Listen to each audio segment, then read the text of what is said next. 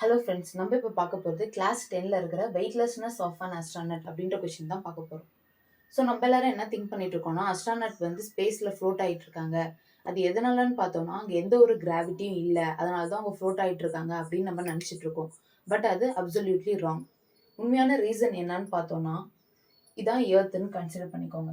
So இதை சுற்றி வந்து ஒரு சர்டைன் பாத்தில் வந்து நம்மளோட சேட்டலைட் மூவ் ஆகுதுன்னு கன்சிடர் பண்ணிக்கோங்க. அந்த பாத்தை தான் நம்ம என்னன்னு சொல்றோம்னா ஆர்பிட்னு சொல்றோம். ஒரு ஆர்பிட்ல ரீவால்வ் ஆயிட்டு இருக்கு சேட்டலைட். ஓகேவா? Satellite or space station. Space ஸ்டேஷன்றது ஒரு ஆர்டிஃபிஷியல் சேட்டலைட், ஒரு லேப் மாதிரி.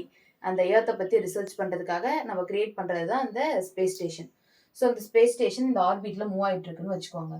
ஓகேவா?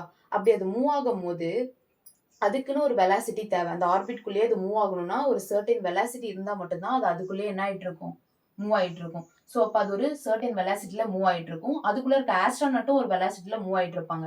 அப்போ இந்த இடத்துக்கிட்ட பார்த்தோம்னா அந்த ஸ்பேஸ் ஸ்டேஷன் அண்ட் ஆஸ்ட்ரானட் அவங்களோட ஆக்சலரேஷன் எப்படி இருக்குன்னா ஈக்குவலா இருக்கு. ஸோ ரெண்டு பேரோட ஆக்சலரேஷனும் ஈக்குவலா இருக்கிறதுனால அவங்க எப்படி ஃபீல் பண்றாங்கன்னா வெயிட்லெஸ்னஸ் தான் ஃபீல் பண்றாங்க. ஸோ அதனால அவங்க என்ன ஆயிட்டு இருக்காங்கன்னா இதுல ஃப்ரீ ஃபாலா மூவ் ஆயிட்டு இருக்காங்க. அவங்க ஃப்ளோட் ஆகல, அவங்க எப்படி மூவ் ஆகுறாங்கன்னா ஃப்ரீ ஃபால் கண்டிஷன்ல மூவ் ஆகுறாங்க. இது நம்ம எங்க ஃபீல் பண்ணலாம்னு பார்த்தோம்னா ரோலர் கோஸ்டர்ல, லிஃப்ட்ல இதுல நம்மளால என்ன பண்ண முடியும்னா ஃபீல் பண்ண முடியும். டவுன்வர்ட் டைரக்ஷன்ல வரும்போது நம்மளால இந்த வெயிட்லெஸ்னஸ் ஃபீல் பண்ண முடியும். தேங்க்ஸ் ஃபார் வாட்சிங்.